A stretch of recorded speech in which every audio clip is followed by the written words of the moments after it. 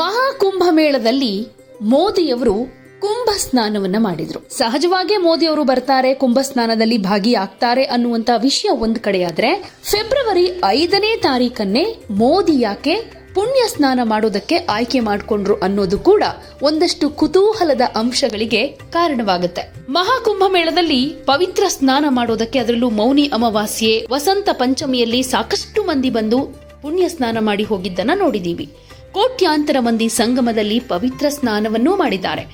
ಆದರೆ ಫೆಬ್ರವರಿ 5ರ ಮಾಘ ಅಷ್ಟಮಿಗೆ ಒಂದು ವಿಶೇಷವಾದ ಮಹತ್ವ ಇದೆ.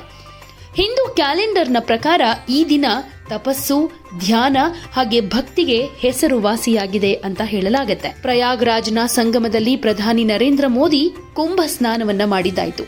ಮೈ ಮೇಲೆ ಕೇಸರಿ ಉಡುಪು, ಕೊರಳಲ್ಲಿ ಕೈಯಲ್ಲಿ ರುದ್ರಾಕ್ಷಿ ಮಣಿಗಳಿದ್ವು. ಮಂತ್ರ ಪಠಿಸುತ್ತಾ ನೀರೊಳಗೆ ಮುಳುಗೆದ್ರು. ಈ ಕಾರ್ಯಕ್ರಮಕ್ಕೂ ಮುನ್ನ ಹಾಗೆ ನಂತರ ಸಿಎಂ ಯೋಗಿ ಆದಿತ್ಯನಾಥ್ ಹೊರತಾಗಿ ಪ್ರಧಾನಿ ಮೋದಿ ಯಾರನ್ನೂ ಭೇಟಿಯಾಗಲಿಲ್ಲ. ಅಲ್ಲಿಂದ ಸೀದಾ ದಿಲ್ಲಿಗೆ ಮರಳಿದ್ರು. ಮಾಘ ಮಾಸದ 8ನೇ ದಿನ ಮಾಘ ಅಷ್ಟಮಿ ಬರುತ್ತೆ. ಗುಪ್ತ ನವರಾತ್ರಿಯ ಅವಧಿಯೊಂದಿಗೆ ಹೊಂದಿಕೆಯಾಗತ್ತೆ. ಈ ದಿನ ಧ್ಯಾನ, ದಾನ ಹಾಗೂ ಪ್ರಯಾಗ್ರಾಜ್ನ ಸಂಗಮದಲ್ಲಿ ಪವಿತ್ರ ಸ್ನಾನ ಮಾಡೋದು ತುಂಬಾನೇ ಮಂಗಳಕರ ಅಂತ ಪರಿಗಣಿಸಲಾಗಿದೆ. ಮಾಘ ಅಷ್ಟಮಿಯಲ್ಲಿ ಮಾಡುವ ಪ್ರಕ್ರಿಯೆಗಳು ದೈವಿಕ ಆಶೀರ್ವಾದವನ್ನ ಕೂಡ ತರುತ್ತೆ ಅನ್ನೋ ನಂಬಿಕೆ ಭಕ್ತರಲ್ಲಿದೆ. ಮಾಘ ಅಷ್ಟಮಿಯ ದಿನ ಈ ಎಲ್ಲಾ ಕೆಲಸಗಳನ್ನ ಮಾಡಿದ್ರೆ ಅಂದುಕೊಂಡಿದ್ದೆಲ್ಲ ನೆರವೇರುತ್ತೆ ಅಂತಾನೂ ಹೇಳಲಾಗುತ್ತೆ.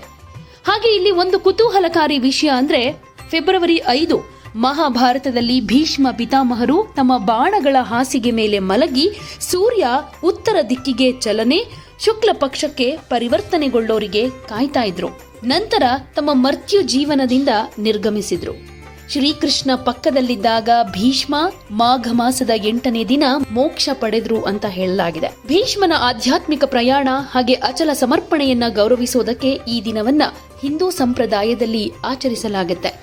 2025ರ ಫೆಬ್ರವರಿ 5ರಂದು ಪ್ರಧಾನಿ ನರೇಂದ್ರ ಮೋದಿಯವರು ಮಹಾಕುಂಭ ಮೇಳದಲ್ಲಿ ಸ್ನಾನ ಮಾಡಿದ್ರು. ಹೀಗಾಗಿ ಮಾಘ ಅಷ್ಟಮಿ ದಿನ ಸಾಕಷ್ಟು ಮಹತ್ವವನ್ನ ಪಡ್ಕೊಂಡಿರೋ ಕಾರಣಕ್ಕಾಗೇನೆ ಈ ದಿನವನ್ನೇ ಆಯ್ಕೆ ಮಾಡಿಕೊಂಡಿದ್ದಾರೆ ಅಂತ ಹೇಳಲಾಗ್ತಿದೆ. ಇನ್ನು ಪ್ರಧಾನಿ ಮೋದಿಯವರು ಮೊದಲಿನಿಂದ ಎಲೆಕ್ಷನ್ ಟೈಮ್ ಅಂತ ಅಲ್ಲ, ಅನೇಕ ತೀರ್ಥ ಕ್ಷೇತ್ರಗಳಿಗೆ ಭೇಟಿಯನ್ನ ಕೊಟ್ಟು ಪೂಜೆ ಪುನಸ್ಕಾರಗಳನ್ನ ಮಾಡಿದ್ದಿದೆ. ಅದರಲ್ಲೂ ಈ ಚುನಾವಣಾ ಸಂದರ್ಭದಲ್ಲಂತೂ ಮೋದಿಯವರು ತೀರ್ಥಯಾತ್ರೆಯಿಂದ ಹೆಚ್ಚು ಗಮನ ಸೆಳೆದಿದ್ದಾರೆ. ಈ ಪೈಕಿ ಬಿಜೆಪಿಗೆ ಇವೆಲ್ಲವೂ ಫಲ ಕೊಟ್ಟಿವೆ ಅಂತಾನು ಹೇಳ್ಬಹುದು. ಇದು ನಿಜಕ್ಕೂ ಒಂದ್ ರೀತಿ ಕೌತುಕ ಅಂತ ಕೂಡ ಅನ್ನಿಸ್ಕೊಳ್ಳುತ್ತೆ. ಮೊದಲಿಗೆ ಅಂದ್ರೆ 2016ರ ಕಾಲಘಟ್ಟಕ್ಕೆ ಹೋದಾದ್ರೆ ಅಸ್ಸಾಂ ಎಲೆಕ್ಷನ್ ಇತ್ತು. ಅಸ್ಸಾಂ ವಿಧಾನಸಭಾ ಚುನಾವಣೆಯ ಹಿಂದಿನ ದಿನ ಕೇರಳದ ಕೊಲ್ಲಂ ಜಿಲ್ಲೆಯ ಪರವೂರ್ ಪುಟ್ಟಿಂಗಲ್ ದೇಗುಲದಲ್ಲಿ ಒಂದು ಕಾರ್ಯಕ್ರಮದಲ್ಲಿ ಬೆಂಕಿ ಕಾಣಿಸಿಕೊಂಡಿತ್ತು. 111 ಜನ ಸಾವನ್ನಪ್ಪಿದ್ರು, 200ಕ್ಕೂ ಹೆಚ್ಚು ಮಂದಿ ಗಾಯಗೊಂಡಿದ್ರು. ಆ ದಿನ ಸಂಜೆ ಪ್ರಧಾನಿ ಘಟನಾ ಸ್ಥಳಕ್ಕೆ ಭೇಟಿ ನೀಡಿ ಪರಿಶೀಲನೆಯನ್ನ ಮಾಡಿದ್ರು. ನಂತರ ಆಸ್ಪತ್ರೆಗೂ ತೆರಳಿ ಸಾಂತ್ವನವನ್ನ ಹೇಳಿದ್ರು. ಅಸ್ಸಾಂನಲ್ಲಿ ಬಿಜೆಪಿ 126 ಸ್ಥಾನಗಳಲ್ಲಿ 86 ಸ್ಥಾನಗಳನ್ನ ಪಡೆದುಕೊಂಡು ಮೊದಲ ಬಾರಿಗೆ ಸರ್ಕಾರವನ್ನ ರಚಿಸಿತ್ತು. ಇನ್ನು 2017ರ ವಿಚಾರಕ್ಕೆ ಬರೋದಾದ್ರೆ, ಆಗ ಉತ್ತರ ಪ್ರದೇಶದ ಎಲೆಕ್ಷನ್ ಇತ್ತು. ವಿಧಾನಸಭೆಯ ಚುನಾವಣೆಗಾಗಿ ಉತ್ತರ ಪ್ರದೇಶದಾದ್ಯಂತ ಬಿರುಸಿನ ಪ್ರಚಾರವನ್ನ ಮೋದಿ ಕೈಗೊಂಡಿದ್ರು. ನಂತರ ಸೋಮನಾಥ ದೇವಸ್ಥಾನದಲ್ಲಿ ವಿಶೇಷ ಪೂಜೆಯನ್ನ ಸಲ್ಲಿಸಿದ್ರು. ಆಗ ಉತ್ತರ ಪ್ರದೇಶದಲ್ಲಿ ಬಿಜೆಪಿ 403 ಸ್ಥಾನಗಳ ಪೈಕಿ 312 ಸ್ಥಾನಗಳನ್ನ ಪಡೆದುಕೊಂಡು ಅಭೂತಪೂರ್ವ ಗೆಲುವನ್ನ ಸಾಧಿಸಿತ್ತು. ಅದು ಕೂಡ 15 ವರ್ಷಗಳಾದ್ಮೇಲೆ ಉತ್ತರ ಪ್ರದೇಶದಲ್ಲಿ ಬಿಜೆಪಿ ಅಧಿಕಾರಕ್ಕೆ ಮರಳಿದ್ದು. ಇನ್ನು ಅದೇ 2017ರಲ್ಲೇ ಗುಜರಾತ್ ಎಲೆಕ್ಷನ್ ಇತ್ತು. ಡಿಸೆಂಬರ್ 9 ಹಾಗೆ ಡಿಸೆಂಬರ್ 14ರ ಟೈಮ್ನಲ್ಲಿ ಎಲೆಕ್ಷನ್ ಆಗಿದ್ದು 2 ಹಂತದ ಮತದಾನ. ಅಲ್ಲಿ ಡಿಸೆಂಬರ್ 12ನೇ ತಾರೀಕು ಮೋದಿ ಅವರು ಮಹ್ಸಾನಾದ ಸುಪ್ರಸಿದ್ಧ ಅಂಬಾಜಿ ಮಂದಿರಕ್ಕೆ ಹೋಗಿದ್ರು. 12 ನಿಮಿಷಗಳ ಕಾಲ ದೇವಿಗೆ ಪೂಜೆ ಸಲ್ಲಿಸಿದ್ರು. ಫಲಿತಾಂಶ 99 ಸ್ಥಾನಗಳಲ್ಲಿ ಬಿಜೆಪಿ ಜಯಬೇರಿಯನ್ನ ಬಾರಿಸಿತು.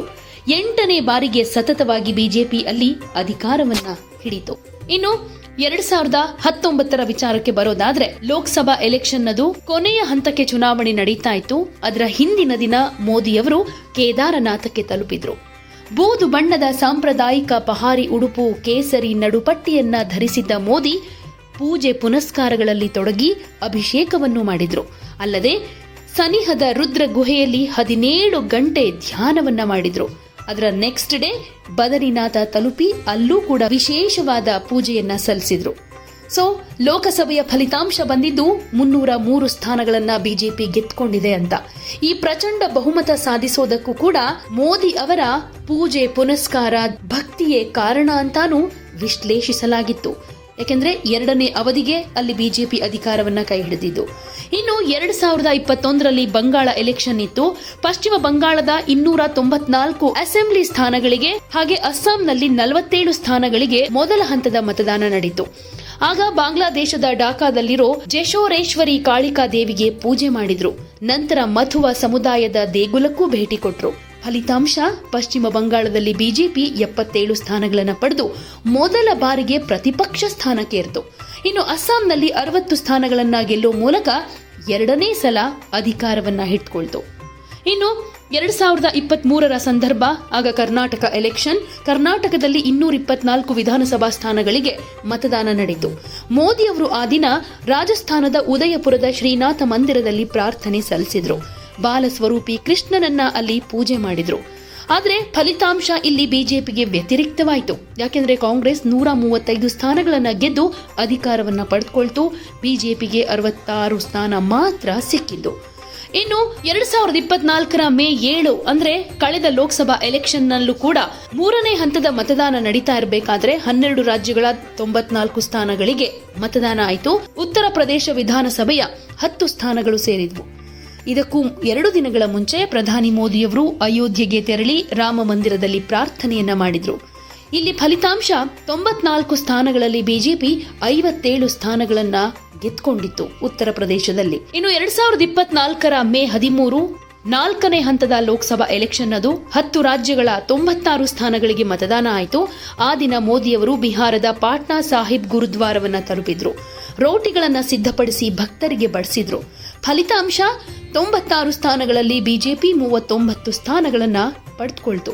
ಇನ್ನು ಲೋಕಸಭಾ ಚುನಾವಣೆಯ 5ನೇ ಹಂತದ ಮತದಾನ ಮೇ 20ಕ್ಕೆ ಆಗಿದ್ದು 8 ರಾಜ್ಯಗಳ 49 ಲೋಕಸಭಾ ಸ್ಥಾನಗಳಿಗೆ ನಡೆದಿದ್ದು ಒಡಿಶಾದ 5 ಲೋಕಸಭಾ ಸ್ಥಾನಗಳು ಕೂಡ ಸೇರ್ಕೊಂಡಿದ್ವು. ಅದೇ ದಿನ ಮೋದಿ ಪುರಿಗೆ ಆಗಮಿಸಿ ಜಗನ್ನಾಥನಿಗೆ ಪೂಜೆ ಸಲ್ಲಿಸಿದ್ರು. ಫಲಿತಾಂಶ 49 ಸ್ಥಾನಗಳ ಪೈಕಿ ಬಿಜೆಪಿ ಪಾಲಾಗಿದ್ದು 16 ಸ್ಥಾನಗಳು. ಇನ್ನು 2024ರ ಜೂನ್ ಲೋಕಸಭಾ ಎಲೆಕ್ಷನ್ ಅದು ಕೊನೆ ಹಂತದ ಮತದಾನ. 8 ರಾಜ್ಯಗಳ 57 ಸ್ಥಾನಗಳಿಗೆ ಅಂದು ಮತದಾನ ನಡೆದಿದ್ದು ಇದಕ್ಕೂ ಮುಂಚೆ ಮೇ 30ರ ಸಂಜೆ ಮೋದಿಯವರು ಕನ್ಯಾಕುಮಾರಿ ತಲುಪಿದ್ರು. ವಿವೇಕಾನಂದರು ಧ್ಯಾನಸ್ಥರಾದ ಬಂಡೆ ಮೇಲೆ ಇವರು 45 ನಿಮಿಷ ಧ್ಯಾನ ಮಾಡಿದ್ರು. ಧ್ಯಾನ ಮಂಟಪದ ಕಾರಿಡಾರ್ನಲ್ಲಿ ಕೂತು ಧೀರ ಸನ್ಯಾಸಿಯ ಮೂರ್ತಿಗೆ ನಮಿಸಿದ್ರು. ಇನ್ನು ಫಲಿತಾಂಶ ಅಂತ ಬಂದ್ರೆ 57 ಸ್ಥಾನಗಳಲ್ಲಿ ಬಿಜೆಪಿ ಗೆದ್ದಿದ್ದು 18. ಒಟ್ಟು 240 ಸ್ಥಾನಗಳನ್ನ ಗೆಲ್ಲುವ ಮೂಲಕ ಬಿಜೆಪಿ ಸತತ 3ನೇ ಬಾರಿಗೆ ಎನ್ಡಿಎ ಮಿತ್ರ ಪಕ್ಷಗಳ ಜೊತೆ ಸೇರ್ಕೊಂಡು ಸರ್ಕಾರವನ್ನ ರಚನೆ ಮಾಡಿತು. ಇನ್ನು ಕಳೆದ ಹರಿಯಾಣ ಎಲೆಕ್ಷನ್ ಅಂತ ಬಂದ್ರೆ 90 ಸ್ಥಾನಗಳಿಗೆ ಒಂದೇ ಹಂತದಲ್ಲಿ ಮತದಾನ ನಡೆಯಿತು. ಅಕ್ಟೋಬರ್ 5ನೇ ತಾರೀಕು ನಿರಂತರ ಪ್ರಚಾರದ ನಂತರ ಮೋದಿ ಮಹಾರಾಷ್ಟ್ರದ ವಾಶಿಂ ಜಿಲ್ಲೆಯ ಜಗದಂಬಾ ಮಂದಿರದಲ್ಲಿದ್ರು.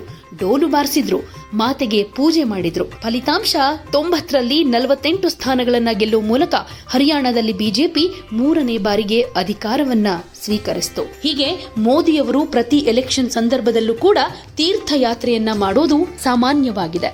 ಪೂಜಾ ಫಲವೂ ಕೂಡ ತನ್ನ ಶ್ರೇಯಸ್ಸಿಗೆ ಹಾಗೆ ಪಕ್ಷ ಅಧಿಕಾರಕ್ಕೆ ಬರೋದಕ್ಕೆ ಮೋದಿಯವರ ಭಕ್ತಿಯೂ ಕಾರಣ ಅಂತ ಅನೇಕರು ವ್ಯಾಖ್ಯಾನವನ್ನ ಮಾಡ್ತಾರೆ. ಈಗ ದೆಹಲಿ ಎಲೆಕ್ಷನ್ ದಿನವೇ ಮಹಾಕುಂಭಮೇಳದಲ್ಲಿ ಪುಣ್ಯ ಸ್ನಾನವನ್ನ ಮಾಡಿರೋದ್ರಿಂದ ಎಕ್ಸಿಟ್ ಪೋಲ್ನ ಭವಿಷ್ಯಗಳೆಲ್ಲವೂ ಕೂಡ ಬಿಜೆಪಿ ಪರವಾಗಿನೇ ಇರೋದ್ರಿಂದ ಬಿಜೆಪಿ 27 ವರ್ಷಗಳಾದ್ಮೇಲೆ ದೆಹಲಿಯಲ್ಲಿ ಅಧಿಕಾರ ಹಿಡಿಯೋ ಆತ್ಮವಿಶ್ವಾಸದಲ್ಲಿದೆ.